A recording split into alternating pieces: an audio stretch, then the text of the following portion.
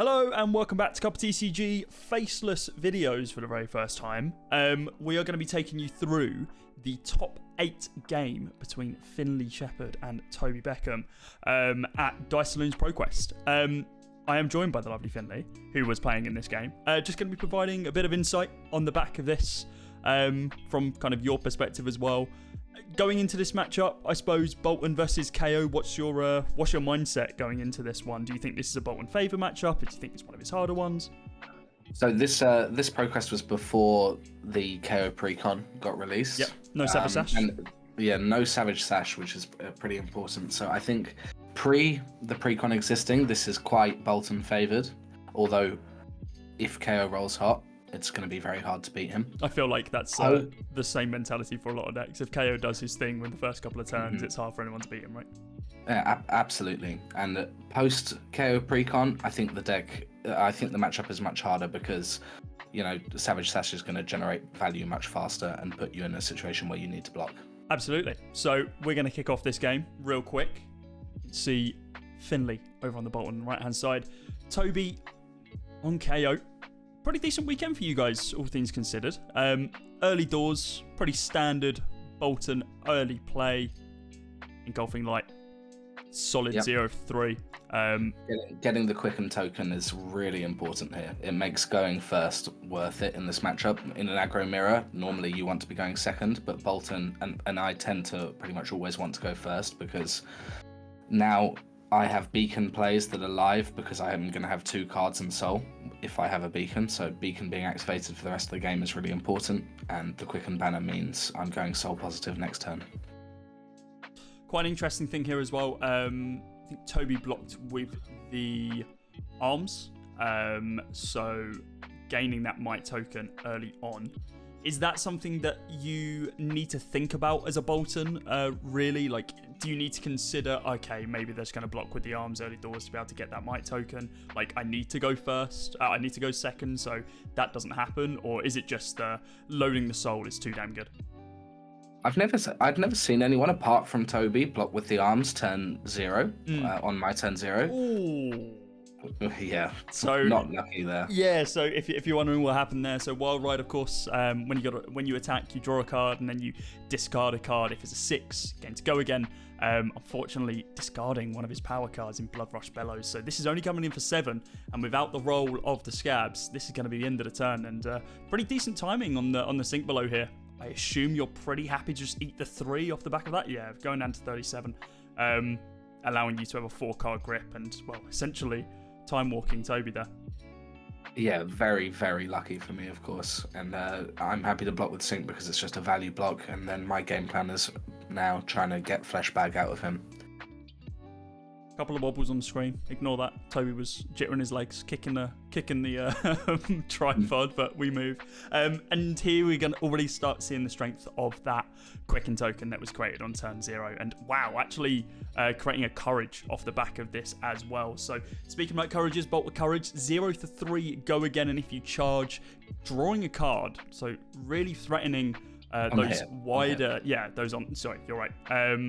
On here, drawing a card, threatening those wider turns, and the fact that you don't need to pop your snaps here, like, it's just going to extend the turn no matter what.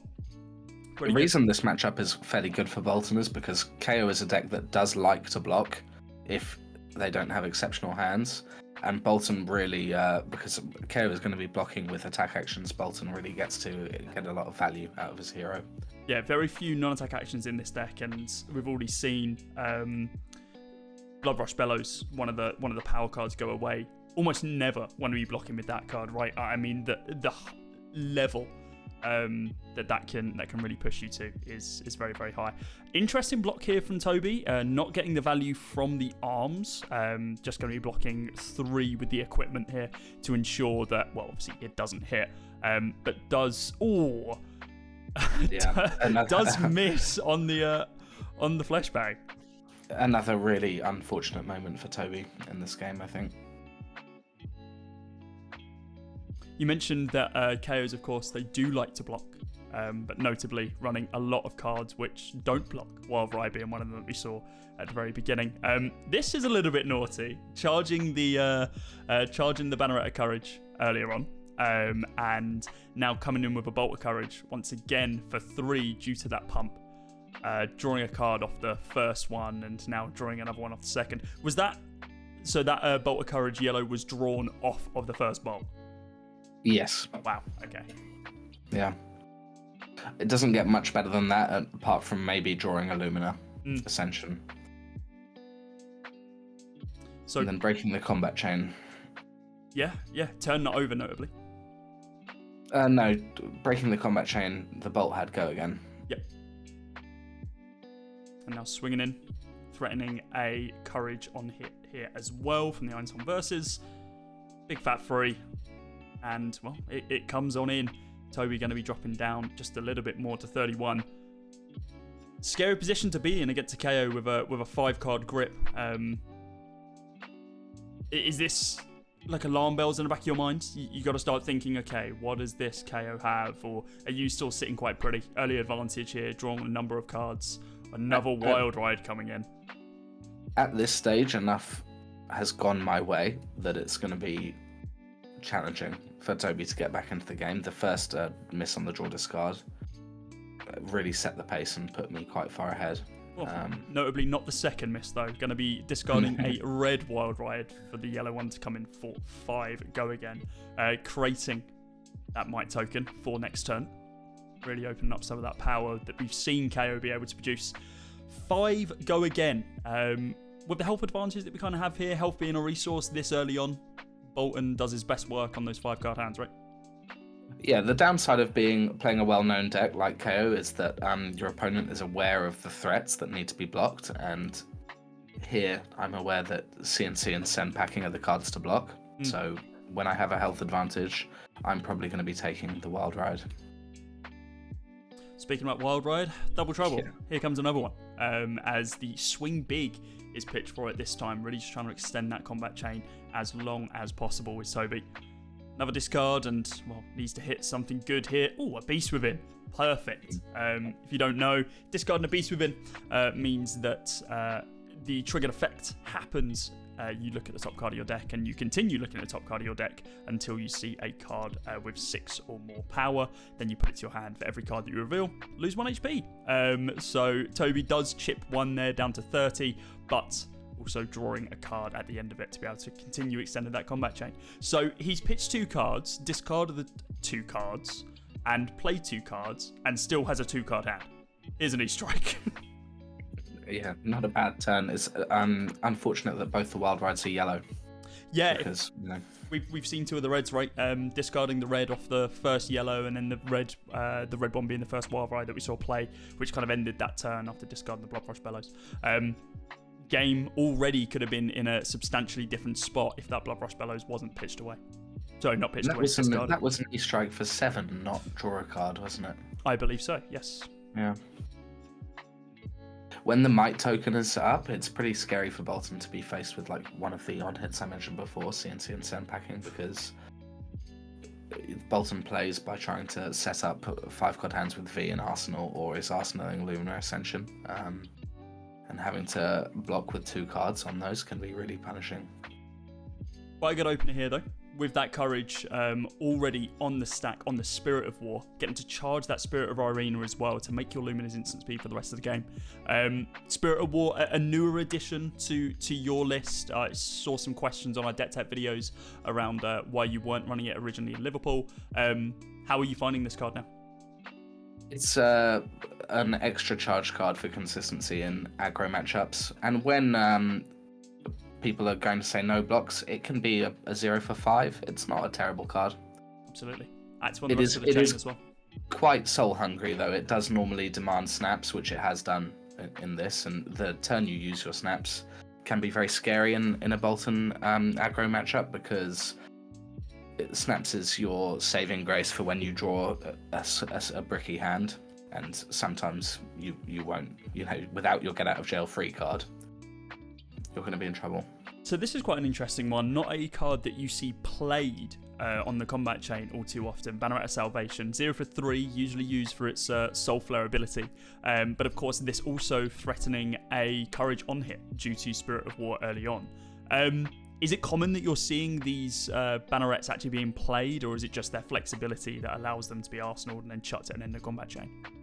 Ideally, of course, this would be going into Soul, but this, I believe, was the card that was intimidated by Scowling Fleshbag. So you're not unhappy to have a vanilla 0 for 3 in Arsenal. Obviously, it's not the best outcome, but the fact that it makes a courage means that my subsequent turn will be live because I'll be able to activate Boltyn's hero ability. So not a bad card here. Absolutely. Well, turn 3 for Toby, ticks up that tunic. Might token going to be cracking. We open up with a pulping. Very powerful card, especially towards the later stage of the game due to that dominate effect. But is it going to be active this time round? Roll of the dice to be able to choose that discarded card from hand. And is that Pound Town? I believe it is. Yeah, so it is going to be active. I believe this is now a 8 go again dominate.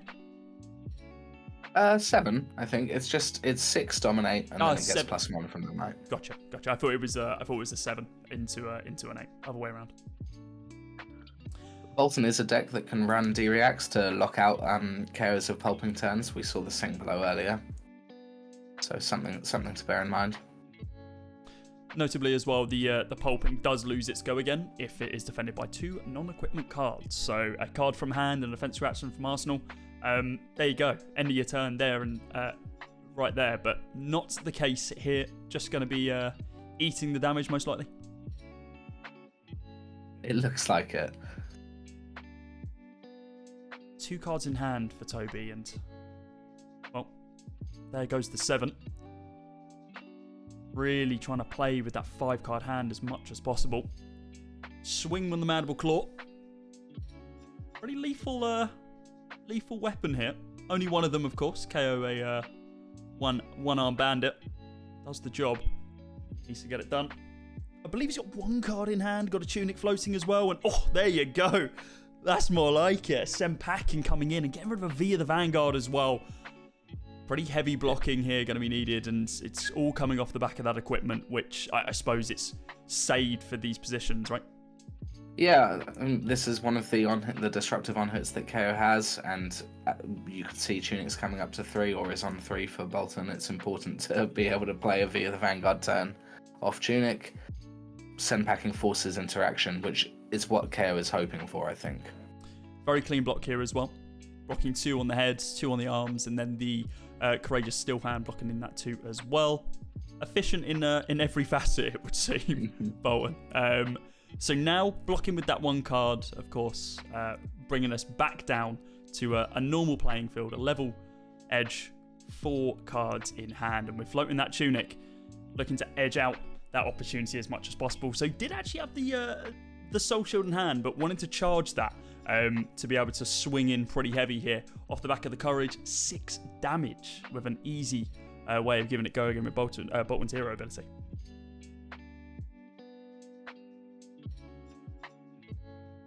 So what are we looking at here? We're looking at a Raiden for 5 with a card in hand and a Spirit of Arena floating. Is this as predictable as it may seem? It probably is. You're expecting Beacon or Lumina here, I think.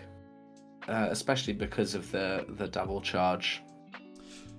So Beacon, X equals 1. Finding the Lumina. Playing the Lumina. Pumping this up to 7 and gaining your action point back again, notably because, well, you played Lumina instant speed with a card that already has go again. Yeah, very, very soul positive for Boltyn. It means subsequent turns should still be able to run at full power. And Lumina is very, very difficult for Kayo to block without, with the dented fridge. Well, dented, destroyed. You're already missing 2 pieces of equipment. You've still got your Scabskin levers to be able to block out too. You don't really want to be blocking out with Tunic, but we're almost at the point where Tunic's not going to be getting another resource here, so might be worth just blocking the 1 at some point. Really makes you appreciate how much of an impact Savage Sash is going to have on this matchup, because we're at turn 4 or 5, I believe. I think it's turn 4. And Tunic has been used once and is now being blocked with. So, Savage Sash will make a huge difference to how this plays out. A huge benefit of Lumina as well. I mean, not only does the card read you get to +1 on your weapon, you get to swing again, but also the heal effect. Not only gaining 2 cards in soul, but also healing yourself up to 15. On those double Lumina turns where you're swinging 3 times, hitting 3 times, and healing, well, an absolute ton, really puts Boltyn in a really opportune position when he's maybe a little bit down into those single digits like we saw, and then just like spiking back up. Toby's on 3 HP, and he's got a 12 HP deficit that needs to crawl back from here. Being able to swing him with a Wild Ride 7 go again, with still 2 cards in hand, it's not a terrible spot to be in, but with a pretty full fridge on Boltyn and the 4-card hand, eating that all day, I think, going down to 8. It's a good start for Toby. Ideally, he would follow a card like this up with another card like Humble or something that's going to, demand interaction. Bare Fangs is pretty good. Oh, God. And a second Blood Rush. The draw discard effect. No cards in hand, so have to draw straight off top of the deck. Not a single Blood Rush played, so not only is that discarding another power card, but also turning off the ability of Bare Fangs, which would have presented lethal. It would have been bumped up to 8. Instead, it is now just a lowly 6, and there's a universe that you don't even block here, but looks like you're going to respect it and at least block it for 2. We're going to try and stay out of reckless swing range. Oh yeah, very important to do so. Obviously it's terrible for the 2 non-attack actions to be discarded like this, but they're also the cards that Kayo would be happy blocking with. Yeah. So even if Kayo draws a bad hand, you're happy to have non-attack actions in hand so you can block with them. So the double Blood Rush being discarded is catastrophic. So we have a red take flight. 1 for 4, go again, charging. Opens up a lot of options here. Only pitching 1 card. I believe that's 2 cards in hand still. Raiden, of course, online, forcing Toby to block here as casual lethal is being presented. Yeah, and this is the dream scenario for Boltyn, because you're threatening lethal with every attack and your opponent can't block efficiently unless they have a high non-attack action density. Well, this is case in point, right? We're blocking for 3, pumps that up to 5 due to Boltyn's hero ability. So then needs to be blocked with a second card, and well, why it is actually an inefficient block here? No. I think it's an efficient block. Yeah. Coming in for 3, just a casual 3 with a card in hand and a spirit on the board. Boltyn activation. Potentially a Valiant Frost here. Yeah, Valiant Frost red coming in for 7. And that is it. That's all she wrote. Dear Lord. Game over and done with before it even started. Getting rid of those power cards from Toby is really, really brutal to see. Was there any huge turns that you felt, okay, yeah, this is definitely in my ballpark, or does this feel like a bit of an aggro race either way? Like whoever sees their big power card and gets to play it first wins? I would go with the latter. I think Toby must have lost at least 6 damage when on the Wild Ride where he discarded the Blood Rush Bellows. And I ended the game at 4, so it's very possible that if 6 more had been presented there, the game would look totally different. And like I said, yeah, we'll see Savage Sash have a huge impact, I think, later on. Yeah, I mean, we're popping up on screen, but Savage Sash, of course, being one of those cards which just allows you to continue your combat chains because you don't have to pitch anything, reducing the cost of your cards by 1. Yeah, very, very strong. The breakdown for the rest of the Dice Saloon top 8. You can see Kasai versus Dash, that's Emily versus Adrian. Ryan and Theo going up in that Victor mirror. Finlay versus Toby, of course we know the outcome there, and Callum versus Francesco. The outcomes of these games will show on screen. Adrian was able to beat out Kasai in that first one, Theo edging out above Ryan, Finlay beating Toby, and then Callum taking it over Francesco Giorgio in a rematch that we saw inside of Swiss. Francesco not super happy to be playing that one out. Next game we're going to be showing is our top 4 game, which will be Theo versus Adrian. We'll catch you soon.